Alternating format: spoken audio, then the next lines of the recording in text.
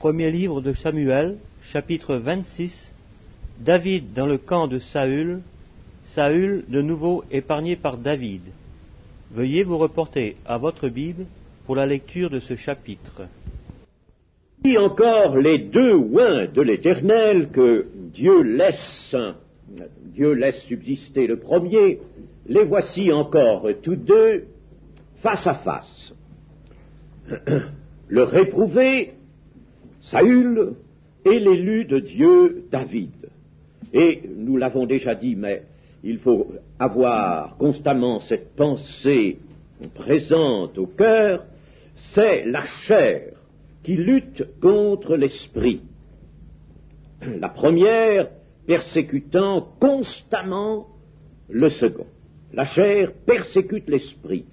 Rappelons-nous ce que dit l'apôtre Paul dans les Galates. Celui qui était né selon la chair persécutait celui qui était né selon l'esprit, ainsi en est-il encore maintenant, et nous pouvons ajouter, ainsi en est-il de tout temps. De tout temps, tant que cette terre dure, ce qui sera la chair, c'est-à-dire l'homme de la chute, l'homme fondé sur lui-même, replié sur lui-même, puisant en son propre fond ses déterminations, ce ne sera que le malheur sur la terre. Il faut bien qu'on le sache, ce sera le Saül. Le Saül, c'est une image, véritablement, n'est-ce pas? Une image qui est là, présente comme d'autres, dans le récit biblique, parole de Dieu, pour nous montrer ce que fait l'homme de la chute. L'homme a voulu se séparer de Dieu, il a voulu rejeter la parole de Dieu. Voilà où il en est, voilà ce qu'il va faire. Et aujourd'hui, n'est-ce pas, nous voyons constamment l'homme mu par les pensées qui étaient dans Saül. Saül n'était encore, peut-on dire, n'est-ce pas, qu'un exemple, peut-être un échantillon d'humanité, et il avait pour objet David, l'élu de Dieu, mais cela, n'est-ce pas, se grossit et cela prend la dimension des partis en présence aujourd'hui, l'Église. D'une part, n'est-ce pas, les fidèles de Dieu, ceux qui appartiennent à Dieu, et puis même aujourd'hui, à nouveau, puisque le plan de Dieu se déroule, comme les prophètes l'avaient montré, la jeune nation d'Israël. La jeune nation d'Israël, n'est-ce pas, qui est entourée de tous ceux qui aboient contre elle, qui veulent sa destruction, et c'est toujours la chair, ce qui est né selon la chair, ce qui est chair, rappelons-nous la parole de Jésus, ce qui est né de la chair est chair, ça reste chair, ça ne peut pas changer, ça garde l'empreinte de la chute. Alors, ce qui est né de la chair est chair, la chair va constamment persécuter l'esprit. Et en nous, chers amis, sans aller toujours à l'extérieur, en nous avons toujours ce vieil homme. Oui, ce vieil homme, Dieu, tant que nous sommes sur la terre, ne l'a pas détruit. La destruction de notre tente, comme dit l'Écriture, le Nouveau Testament, cette destruction n'aura lieu que soit quand nous quitterons cette terre, chacun en son temps, ou soit quand le Seigneur viendra prendre son Église et qu'il y aura ce changement en un clin d'œil annoncé par l'Écriture. Mais ce vieil homme est toujours là, comme Dieu a permis que Saül reste là des années, en présence, lui le réprouvé, en présence de l'élu de Dieu. Eh bien, le vieil homme persécute l'homme nouveau. Le vieil homme est le réprouvé, il est réprouvé. La chair et le sang n'hériteront pas le royaume de Dieu. Il est le réprouvé, lui. Et l'homme nouveau est l'élu, lui seul régnera. Nous avons en nous cette dualité, chers amis. Elle vient de la chute, sachons-le. Ah, l'homme a voulu le bien et le mal. Et Dieu permet que, dans cette situation où nous sommes, nous avons le bien et le mal en nous. Nous avons le bien et le mal. Enfin, la chair, c'est le mal. Comme dit l'apôtre Paul, je ne consultais ni la chair ni le sang, je ne consulte pas l'homme. En moi, n'est-ce pas? Mais il y a le bien et le mal. Et le Seigneur nous met dans cette position. Il a rétabli en nous le bien. Parce que l'homme nouveau, c'est l'homme qui est capable du bien, capable d'obéir à la parole de Dieu. Mais Dieu permet que cette dualité soit en nous, mais nous pouvons donner force à l'homme nouveau. Et la foi va être cela, elle va conférer, elle va permettre par la grâce de Dieu d'obtenir force sur l'homme nouveau en nous et de maîtriser la chair. C'est ça, votre combat, n'est-ce pas? Beaucoup me disent, j'arrive pas. Mais donnez force à l'homme nouveau par la foi. Appelez la grâce de Dieu. Mettez-vous vous-même dans le sillage que Dieu vous a préparé, sillage d'obéissance à sa parole. Mettez-vous là, placez-vous là. Et appelez humblement la grâce de Dieu sur vous par la foi. Croyez que vous l'avez et vous la verrez s'accomplir. Vous la verrez en vous. N'est-ce pas? Vous donnez force à l'homme nouveau et l'homme de la chair sera combattu. Il nous est dit que David était installé là sur la colline. David n'est-il pas caché sur la colline de Aquila, en face du désert? N'ayez pas peur, allez-y. Forteresse de Masada, qui à ce moment-là n'était pas évidemment ce qu'elle fut au début de notre siècle quand les Romains la prirent. Elle n'était pas fortifiée, elle a été fortifiée par Hérode le Grand. C'est Hérode le Grand qui en a fait une forteresse à proprement parler, militairement parler. Et dans cette forteresse, des Israélites, c'est assez nombreux, s'étaient réfugiés. Il y avait d'ailleurs des silos et toutes sortes de choses. Hérode le Grand avait fait les choses très bien, et il avait non seulement entouré le plateau qui est isolé du reste par un abrupt, il avait non seulement construit des murs, des murailles, n'est-ce pas, mais il avait fait des silos, préparé tout ce qu'il fallait pour un long siège. Et c'est là que se trouvaient donc des Israélites en l'an 66. Les Romains s'efforcèrent d'expulser les Juifs qui étaient là dans cette forteresse, et ils ne purent pas, ils durent abandonner l'opération à ce moment-là. Puis, entre-temps, ce fut la prise de Jérusalem par Titus, et puis, alors, cette grande affaire de l'an 70, Jérusalem pratiquement réduit en cendres, et 1 million de Juifs au moins tués, n'est-ce pas?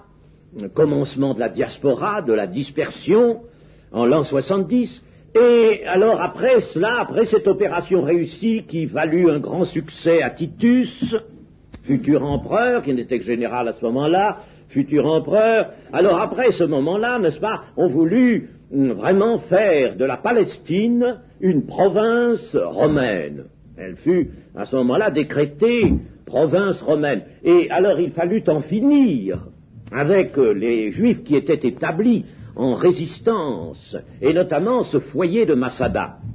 Et c'est alors que les Romains vinrent, et depuis l'automne du l'an 72, l'automne 72, ils construisirent toutes sortes de terrasses, ils firent un travail, ils étaient très forts dans cette technique du moment, n'est-ce pas? Ils construisirent vraiment, n'est-ce pas, tout autour sur une grande partie, n'est-ce pas, autour de cet abrupt, ils construisirent alors des terrasses, des tremplins, si bien qu'ils furent en mesure, au printemps de l'an 73, de donner l'assaut. Et l'assaut fut ordonné. Un beau jour, n'est-ce pas, les légions romaines se lancèrent sur ces tremplins, il y en avait plusieurs, et vinrent là, n'est-ce pas? Et quelle ne fut pas leur surprise, lorsqu'ils arrivèrent, de ne trouver aucune résistance, pas une flèche, rien ne sortait de la forteresse, pas un bruit. Ils entrèrent aisément avec des échelles, ils arrivèrent dans la forteresse, c'était le silence complet. Ils ne trouvèrent que des cadavres. Tous les Juifs n'avaient pas voulu être livrés, ils s'étaient eux-mêmes donné la mort. Masada est resté donc dans l'histoire du peuple juif quelque chose qui a marqué beaucoup cette histoire et marque encore aujourd'hui, puisque, n'est-ce pas, ils disent maintenant, il n'y aura pas de nouveau Masada. Seulement, nous sommes, nous, n'est-ce pas sur le terrain de l'héroïsme. C'est très beau, n'est-ce pas, ces actes d'héroïsme, ces peuples qui veulent se défendre leur patrie. C'est excellent, c'est peut-être très beau, n'est-ce pas, mais ce n'est pas le terrain sur lequel nous sommes conduits. Ce n'est pas là, et de cette manière-là, que s'accomplit la volonté de Dieu. Et je disais tout à l'heure que le chant de nos amis, de nos choristes, avait été une excellente introduction à notre étude, parce que, n'est-ce pas, nous allons pouvoir en effet y reconnaître à nouveau que quelque chose est valable, quelque chose est bon, quelque chose travaille pour l'avenir, travaille pour l'avancement des desseins de Dieu, travaille pour le salut des hommes, le salut que Dieu a en vue, quand c'est la foi qui anime ceux qui travaillent. Si ceux qui travaillent sont animés par la foi, et par conséquent, si leur foi leur fait découvrir le dessein de Dieu, la ligne, la direction que Dieu donne, n'est-ce pas, à leurs ailes, alors là, ils vont faire un travail qui va durer pour l'éternité. Ils vont travailler pour l'éternité. Autrement, même avec du courage, avec de l'héroïsme, mais sans la foi, on ne fait que travailler pour ce qui périt. Alors, vous voyez que ce qu'il faut admirer dans l'histoire du peuple juif, ce ne sont pas les grands actes de courage, n'est-ce pas, qui ont pu isolément se manifester pour défendre un territoire. Ce qu'il faut admirer, c'est ce que nous propose Hébreux 11, n'est-ce pas, ces gens qui, par la foi, ont fait, n'est-ce pas, je ne veux pas reprendre ce chapitre, vous le connaissez, c'est un très beau chapitre, tout ce qu'ils ont fait, tout ce qu'ils ont souffert, tout ce qu'ils ont pu vaincre, tout ce qu'ils ont obtenu de surnaturel, d'actions surnaturelles, tout cela par la foi, et qu'ont-ils fait avec ça? Une œuvre précaire, éphémère? Pas du tout. Ils sont là, prêts à recueillir avec nous l'héritage qui a été promis. Ils ne sont pas avant nous, Dieu les a retenu leur héritage pour qu'ils ne nous devancent pas, mais ils vont hériter quand Dieu prendra par Jésus-Christ à lui l'Église. Alors eux, dans cette résurrection, ils seront présents, ils seront là. Ainsi, c'est par la foi, n'est-ce pas? Sans la foi, vous ne ferez rien d'utile. Nous avons quantité dans l'histoire, quantité de guerres, quantité d'actions d'éclat, d'actions de génie, et même, dirait-on, n'est-ce pas, toutes sortes d'actions qui procèdent d'une bonne volonté, qui procèdent même d'une pensée d'améliorer la condition du peuple, d'établir quelque chose de solide et de durable. Rien ne dure. Rien.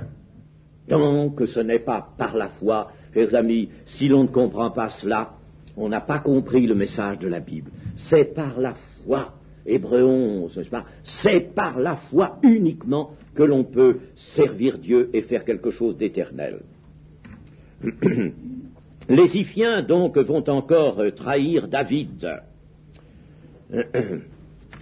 Et cela nous rappelle aussi que nous, n'est-ce pas, nous avons non pas à lutter seulement contre la chair et le sang, mais la chair et le sang, comme nous le dit l'épître aux Éphésiens, la chair et le sang sont excités au mal par les dominations, les autorités, les princes de ce monde des ténèbres, et on ne le voit que trop. Éphésiens 6, nous n'avons pas à lutter contre la chair et le sang seulement.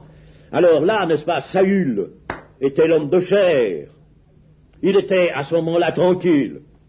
Il avait toujours en lui, bien sûr, ce ferment de jalousie et cette haine contre David qui était destiné à lui prendre le trône. Il avait toujours cela. Mais sur le moment, il était tranquille. Et voilà les Ziphiens qui viennent lui dire « Eh, roi Saül, tu sais, est-ce que David n'est pas là? Ne sais-tu pas qu'il est sur la colline de Aquila? Il est à Massada. » Enfin, ça ne s'appelait pas ainsi à ce moment-là. Il est là-bas, n'est-ce pas, à Massada.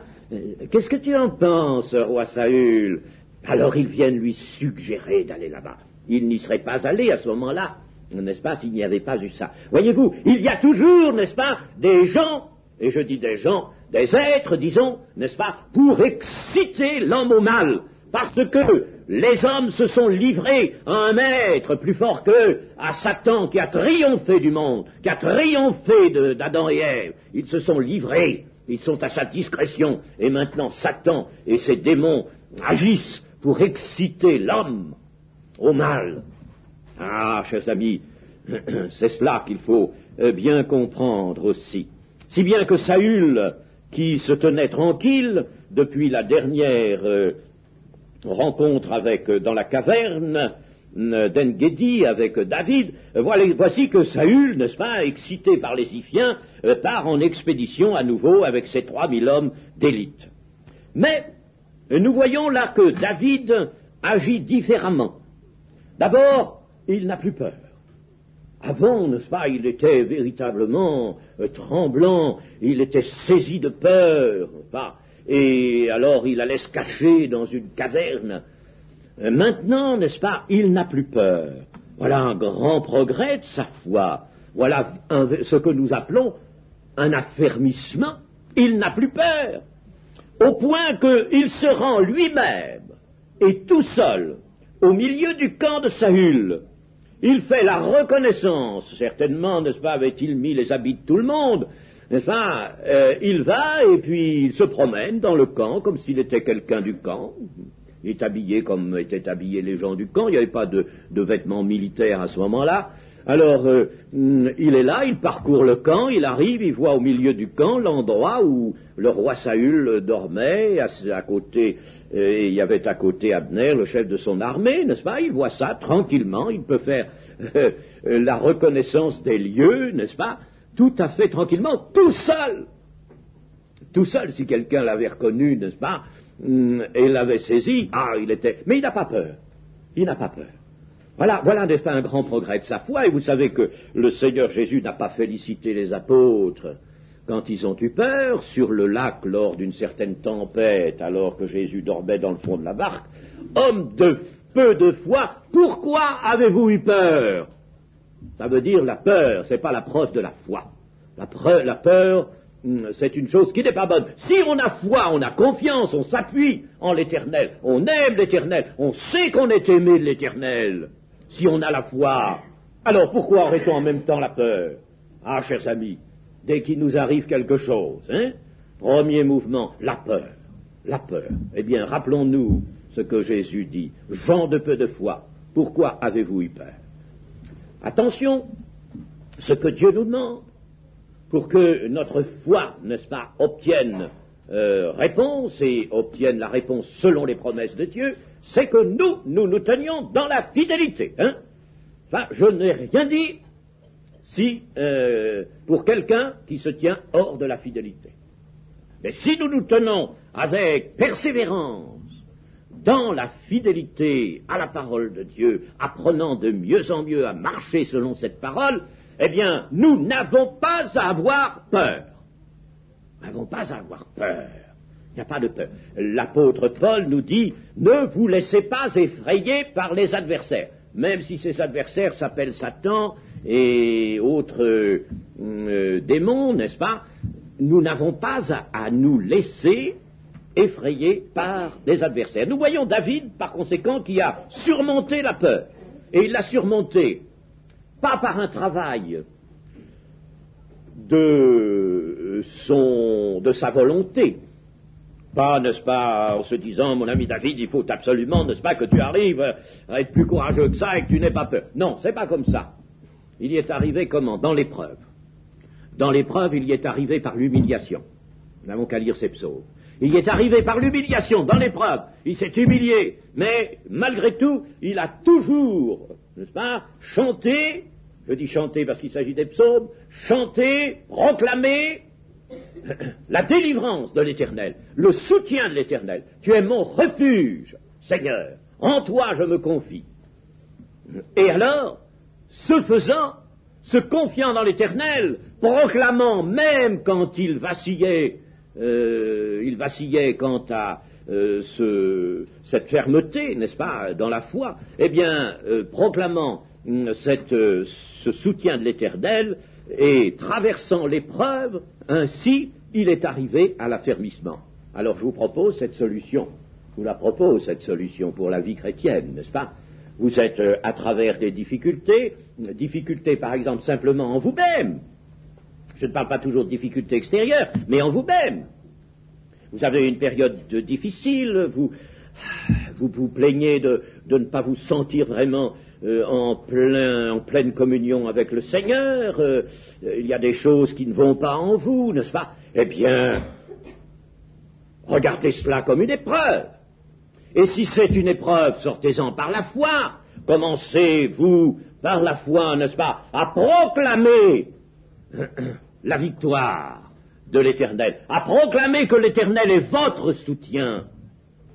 Et vous traverserez cette épreuve où vous serez affermis. Le Seigneur Jésus n'a pas dit que dans sa propre lutte, et sa grande lutte, n'est-ce pas, avant l'expiation, la mort c'est l'expiation, mais la lutte à Gethsémanée, le Seigneur Jésus n'a pas dit que sa personne humaine, n'est-ce pas, était capable de faire la volonté de Dieu, n'est-ce pas? Il a dit ceci: Père, à toi tout est possible. Alors que cette coupe s'éloigne de moi, c'est-à-dire que la mort s'éloigne de moi. Toutefois, non pas ma volonté, mais ta volonté, que ta volonté soit faite. Quelle leçon, là, n'est-ce pas? Dans une lutte extrême, c'était une lutte contre toute la puissance des ténèbres, une lutte extraordinaire. C'était une lutte à la place de l'humanité entière. Alors, n'est-ce pas, il a fallu que des anges même viennent soutenir la personne humaine de Jésus, sa personne humaine qui était en lutte. Ah, à toi, Seigneur, que cette coupe s'éloigne. C'est pas qu'il avait peur de la mort physique, mais il avait peur, mais ce qui était en horreur, il n'avait pas peur, mais ce qui était en horreur à lui, c'était de porter ses péchés. Mettez-vous, essayez de vous mettre à la place du Seigneur Jésus, lui le saint, le juste, le véritable, lui en qui Satan n'avait rien. Portez cette horreur, ces horreurs sur lui, en être submergé, couvert, pour te diriger ainsi dans la mort. Mais c'est quelque chose d'épouvantable. Alors s'il se peut, Seigneur, que cette coupe s'éloigne de moi, c'est ça, cette coupe chargée des iniquités du monde, qui va me mener à la mort. Ce n'est pas tellement la mort, n'est-ce pas? C'est ça, cette coupe. Toutefois, non pas ma volonté, mais ta volonté. Eh bien, chers amis, lorsque vous sentez que ça cède, lorsque vous sentez que vous êtes impuissants, mais chers amis, faites agir la foi, ne cherchez pas autre chose, n'est-ce pas? Dans des entretiens particuliers, n'est-ce pas, on est étonné que vous résistiez encore quand on vous dit cela. Vous cherchez toutes sortes de raisonnements, vous vous tenez toujours dans la considération de votre malheur. Mais je peux pas, mais j'y arrive pas, mais c'est toujours comme ça, et ceci et cela. Mais si tu continues ces jérémiades, tu vas t'enfoncer de plus en plus dans le sable mouvant de ton incrédulité. Mais même si tu es à moitié enfoncé dans ce sable mouvant, fais agir ta foi.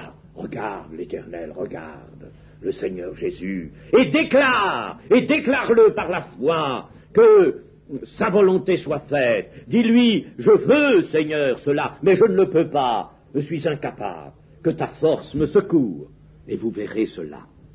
N'est-ce pas? C'est ainsi qu'on s'affermit, mais n'est-ce pas, la plupart du temps dans les entretiens, dans les consultations, n'est-ce pas, si je puis les appeler ainsi, que vous avez, n'est-ce pas, avec des pasteurs, alors vous apportez, n'est-ce pas, la description de vos malheurs, et puis vous restez toujours là-dessus, n'est-ce pas? Il n'y a pas moyen de vous faire lever la tête. Et alors, ce qu'il y a, n'est-ce pas, d'affligeant, c'est que l'on sent bien, n'est-ce pas, que vous ne comprenez pas le problème. Et que même, n'est-ce pas, dans cet état de faiblesse qui est le vôtre, vous ne portez pas vers Jésus cet appel.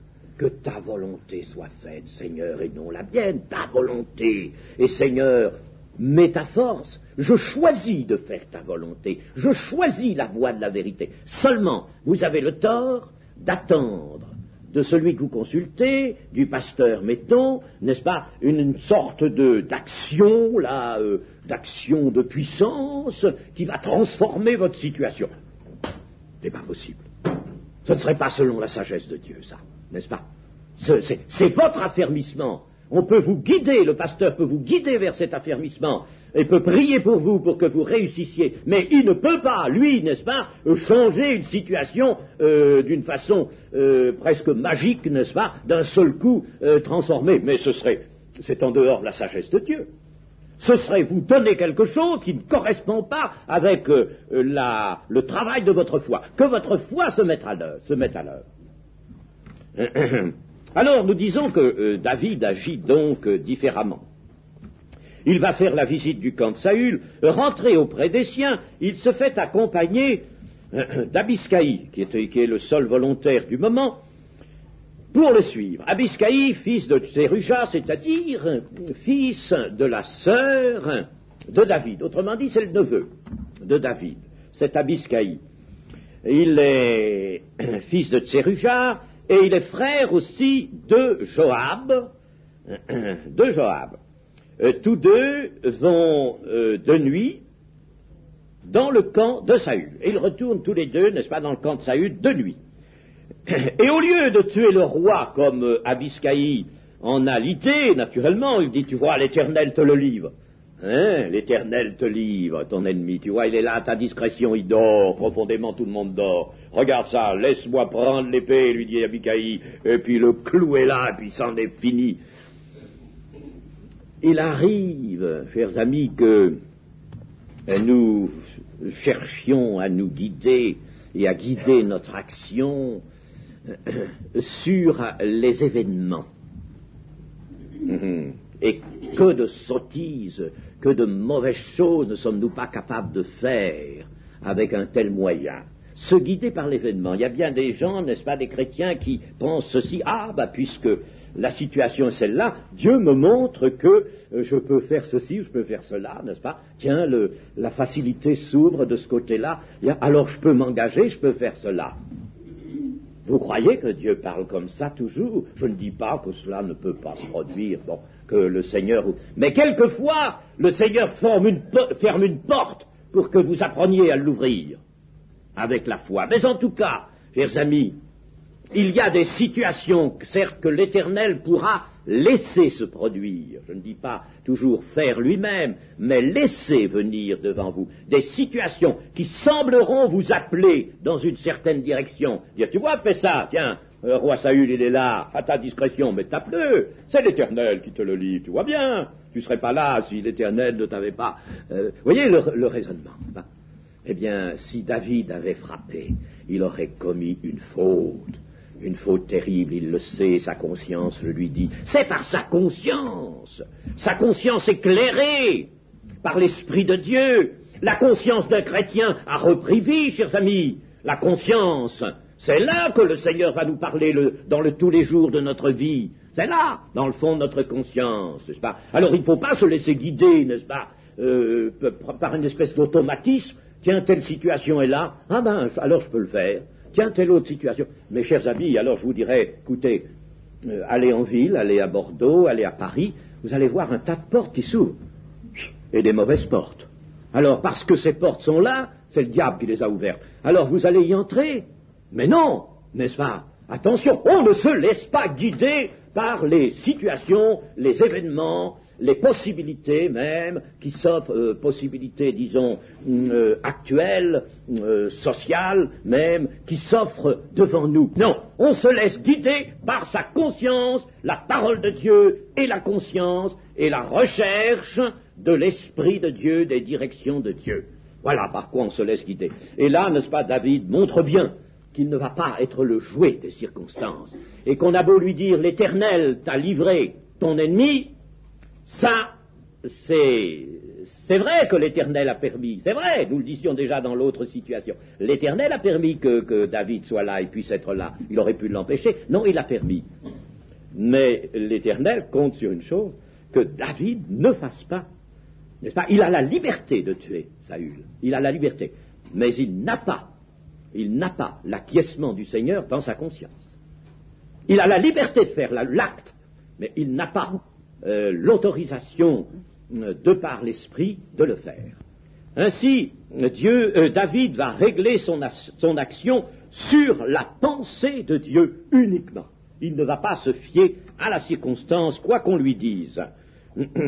Ça, vous savez, n'est-ce pas, il y a aussi, d'après la réplique de David ici, on voit bien, n'est-ce pas, quelque chose que l'Écriture, la parole de Dieu, car elle est en toutes ses parties, parole de Dieu, ce qu'elle nous enseigne, ce qu'elle nous montre.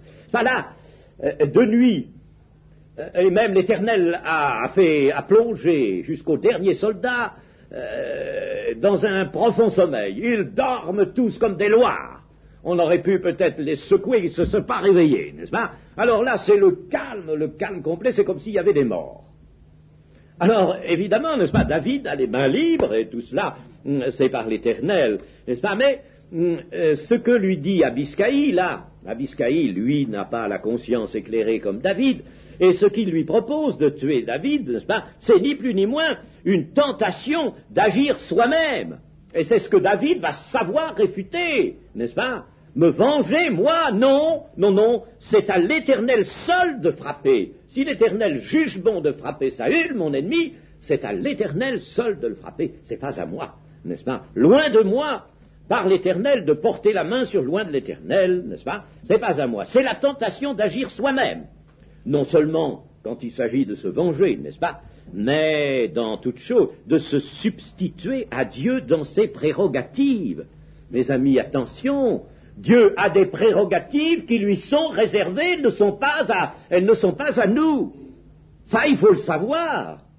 Il y en a une notamment dont Jacques nous parle, d'une prérogative qui reste magnifiquement à Dieu et qui ne peut pas lui être prise, c'est celle de juger.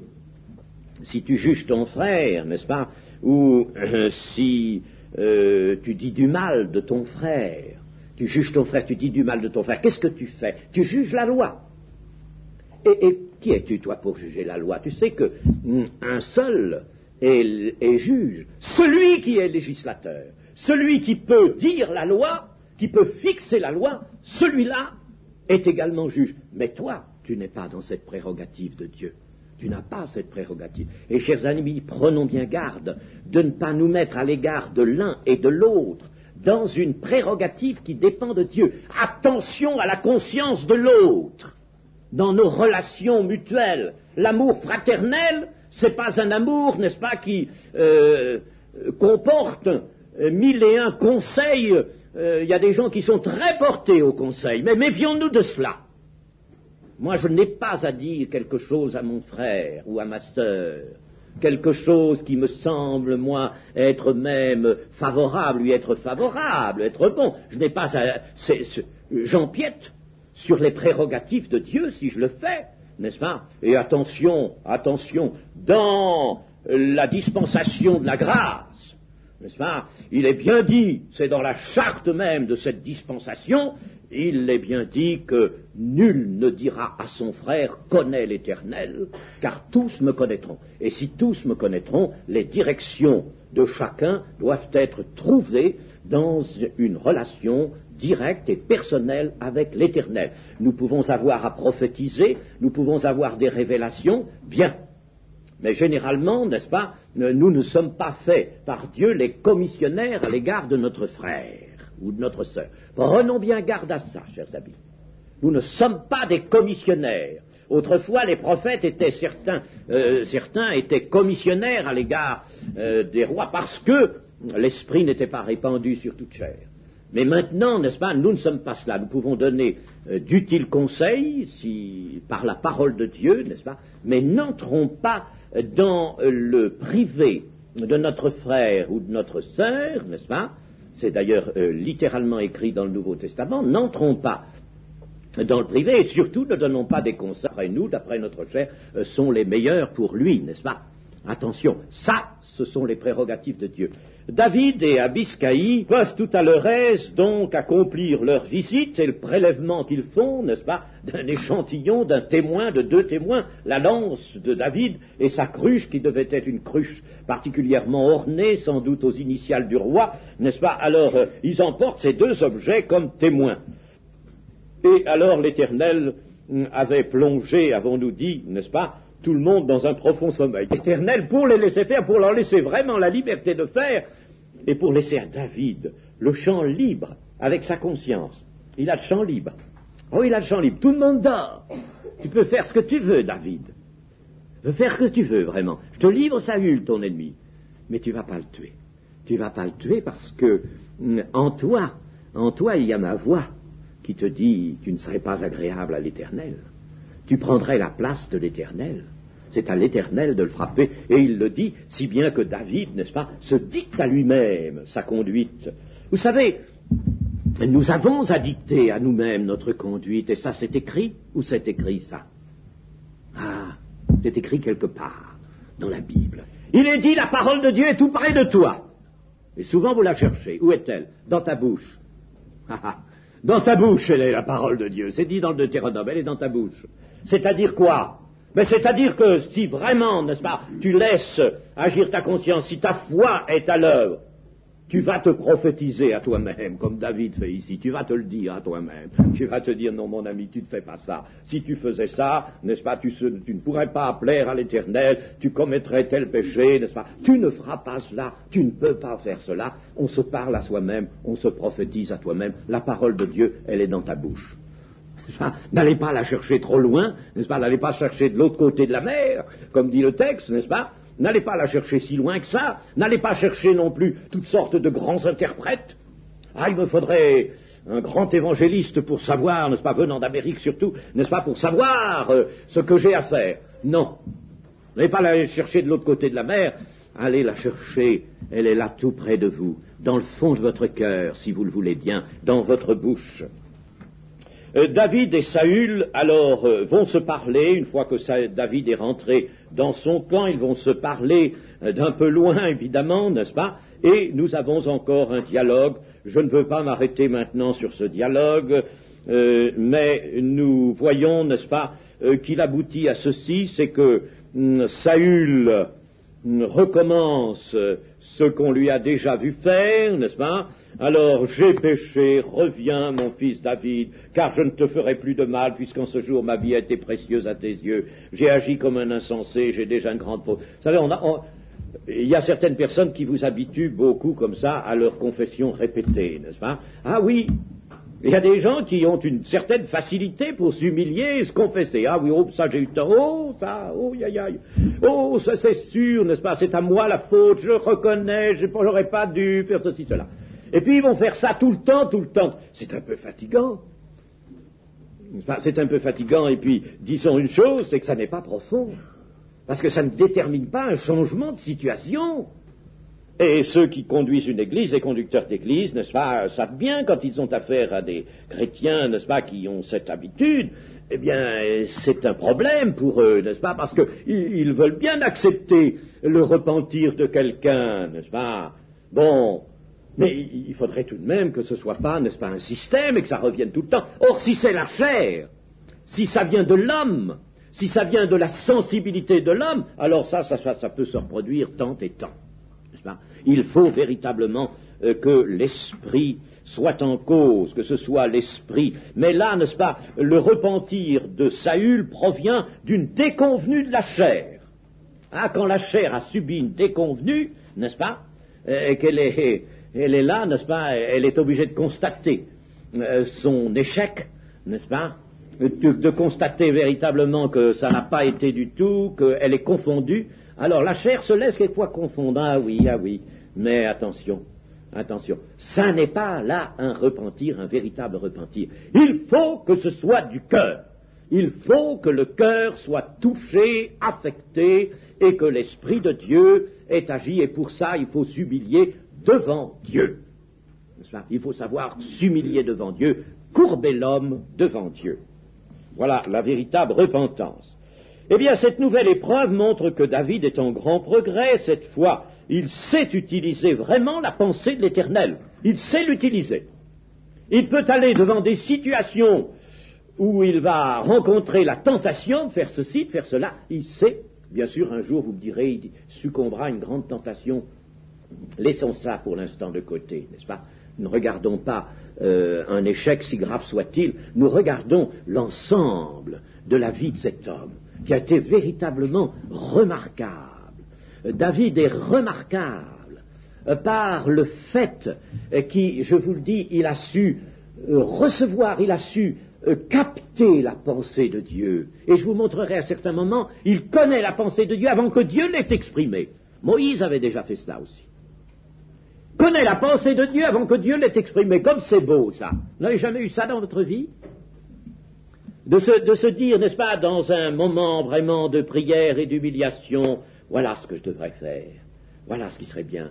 Oh, je pense que c'est ça qu'il faudrait que je fasse pour Dieu. Mais attention, pas des choses toujours dans le négatif, mais dans le positif, dans le zèle, selon le zèle, dans l'action. Il faudrait que je fasse ça pour Dieu. Oh, je vais faire ceci, oui, ça ce serait. Et puis alors après, n'est-ce pas, d'entendre, soit un don spirituel, soit d'une autre manière, Dieu qui vous dit, eh bien, fais ceci, cela, ma volonté c'est que tu fasses ceci, que tu fasses cela, n'est-ce pas? C'est magnifique. C'est magnifique, ça, n'est-ce pas? Je dis un don spirituel, ça peut être très bien, n'est-ce pas, seulement autrement, n'est-ce pas? Ça peut se manifester autrement. C'est un petit peu Adam se trouvant dans le jardin d'Éden. Tiens, tu as tout à ta discrétion, tu as beaucoup d'arbres, ils sont bons à manger, tout ça, puis tu as un arbre là, un seul. Ça, tu vois, tu ne vas pas y toucher, mais il est là, tu peux y aller, tu peux l'approcher, tu peux même cueillir le fruit, tu pourrais en manger, tu pourrais faire ça, mais tu ne le feras pas. La parole de ton Dieu te dit de ne pas le faire, n'est-ce pas? Mais alors, voilà le champ libre, tu as le champ libre, alors à toi de te conduire. Voilà ce que Dieu veut, c'est que nous conduisions par la voie intérieure. Par la conscience, n'est-ce pas? La conscience éveillée, où Dieu peut nous parler intérieurement, nous guider, n'est-ce pas? Mais Dieu nous laisse la liberté. Mais attention, tu ne feras pas telle et telle chose, parce que, intérieurement, dans ton cœur, tu sentiras que c'est là le péché contre l'Éternel, et tu ne le feras pas, tu vas te guider par ton cœur. Voilà la marche du chrétien. Voilà la marche dans la dispensation de la grâce, chers amis. Que le Seigneur nous aide. Amen.